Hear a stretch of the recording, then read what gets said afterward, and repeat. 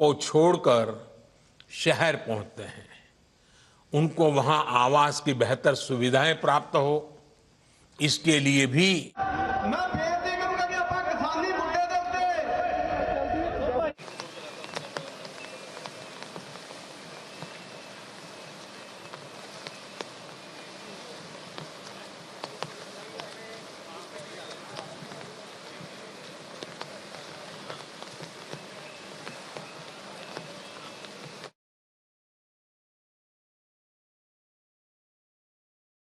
And Prime Minister Modi, who is addressing the farmers of the country, remember crucial farm bills that have been passed both by the Lok Sabha and Rajya Sabha.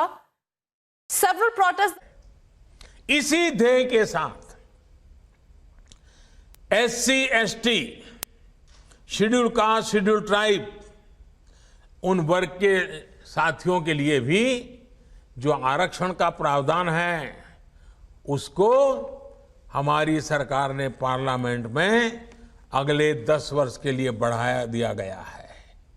इतना ही नहीं, सामान्य वर्ग के गरीबों को भी आगे बढ़ने के लिए, उचित अवसर देने के लिए पहली बार 10% का आरक्षण दिया गया है।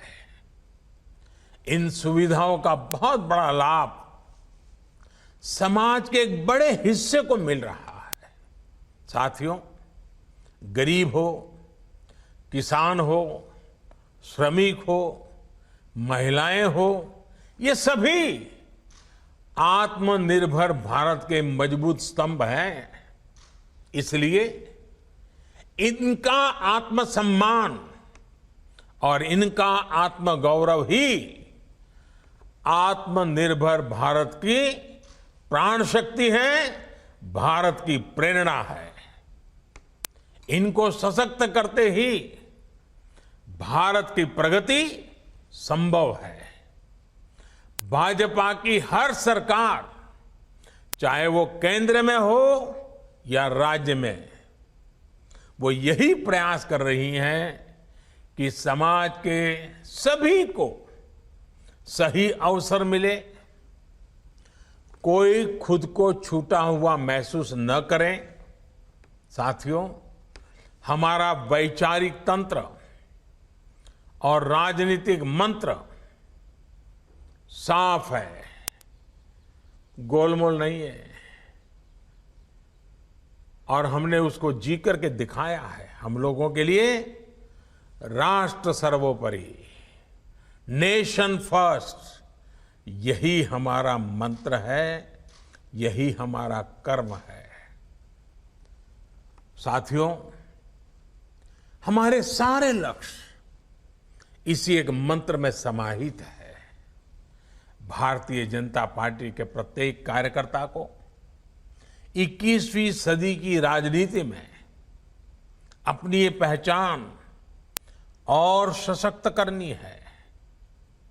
एक वर्ष पहले इसी पहचान के कारण देश ने भाजपा को अवसर दिया है, अपना भरपूर आशीर्वाद दिया है।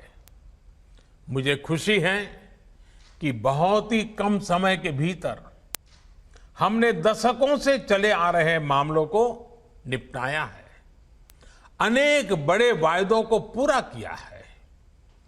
भाजपा के कार्यकर्ता के रूप में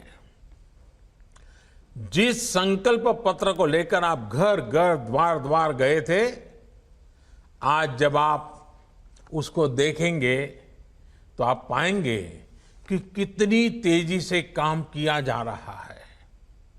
हर घर जल और हर गांव तक तेज इंटरनेट जैसे अनेक ऐसे संकल्प हैं जो करोड़ों देशवासियों के जीवन को आसान बनाने वाले हैं।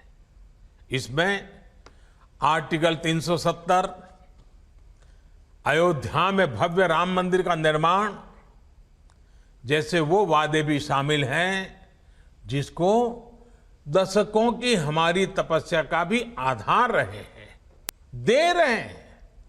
संकल्प लेकर उसे सिद्ध करने की इस ताकत को हमें बनाए रखना है, ऊर्जावान रखना है।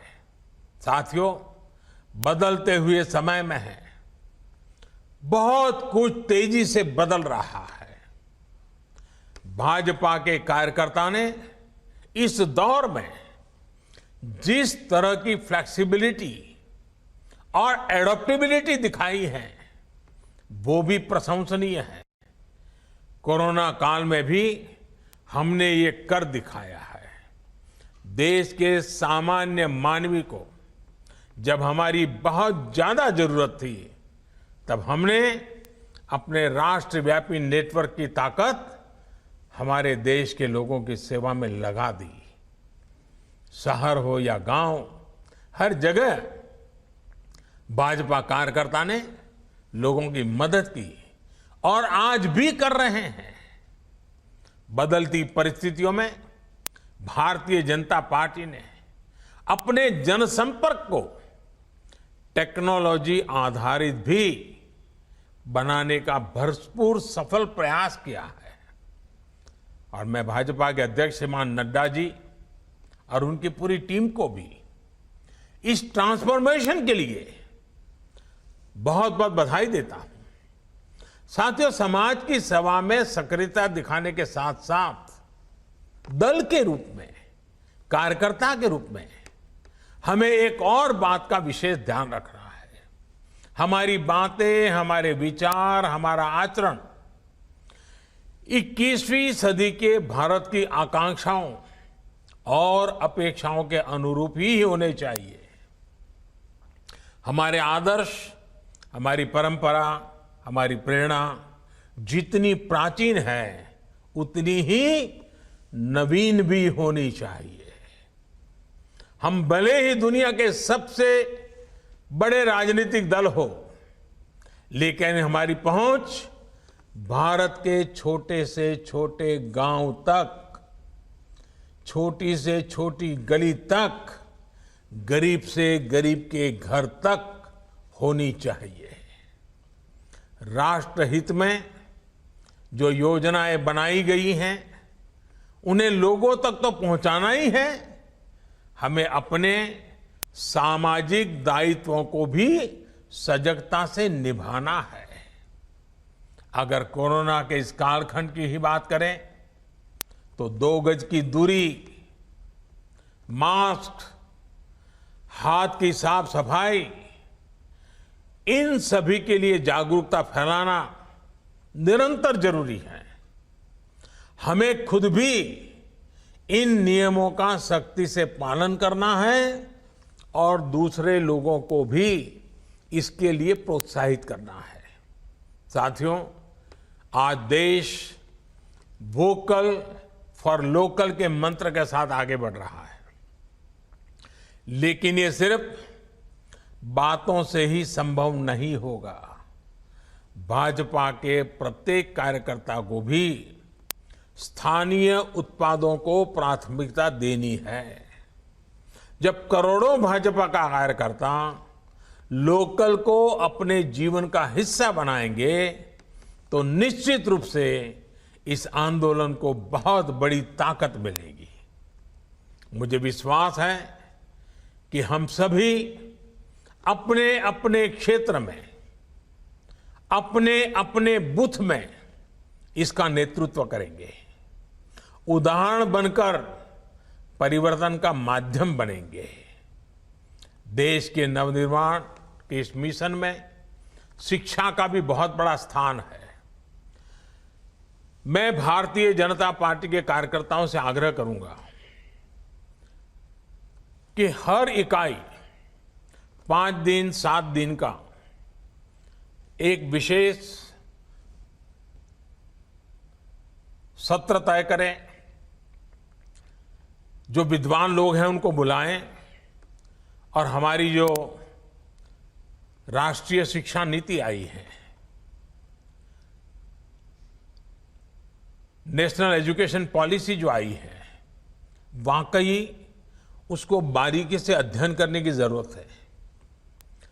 अध्ययन करने से हम भी समाज में ये शिक्षा का जो बदलाव है, जो लोग चाहते थे, इतना बड़ा इसका स्वागत हुआ है, इतनी बड़ी उसका सम्मान हुआ है, लेकिन उसका लाभ हमें पहुंचाना होगा। हमें लोगों के साथ बैठ करके, शिक्षा जगत से जुड़े लोगों के साथ बैठ करके